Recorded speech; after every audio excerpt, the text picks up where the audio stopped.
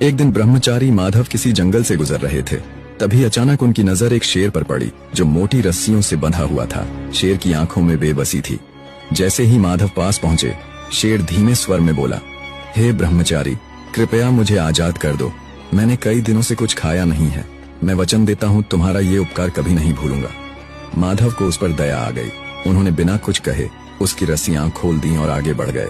कुछ दिन बाद जब माधव एक शांत जगह पर विश्राम कर रहे थे, वही शेर वहां आ पहुंचा। उसकी आंखें अब निर्भीक थीं और वह सीधा माधव के सामने आकर खड़ा हो गया।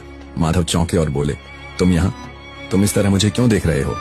शेर बोला, मेरी प्रकृति है शिकार करना और इस समय तुम सबसे आसान शिकार हो।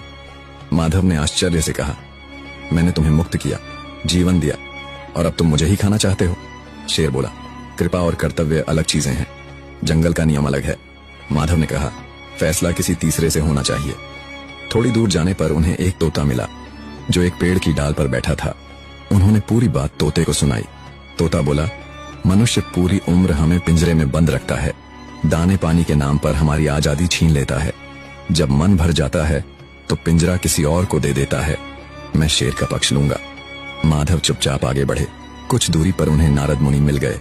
उन्होंने पूरे घटनाक्रम को विस्तार से सुनाया। नारद मुनि शांत भाव से बोले, मैं तब फैसला करूंगा जब तुम पूरी घटना को दोबारा वैसा ही करके दिखाओ जैसे हुई थी। माधव ने बिना कुछ कहे शेर को दोबारा उसी तरह रस्सियों से बांध दिया जैसे वह पहले बंधा था। जब रस्सी कस चुकी थी, नारद मुनि मुस्कुराए और बोले, फैसला हो गया। नेकी हर जगह नहीं करनी चाहिए। जो आजाद होकर काटने लगे उसे फिर से बांध देना ही बुद्धिमानी है। दया करो, पर पहचान के साथ, क्योंकि हर जरूरतमंद भरोसेमंद नहीं होता।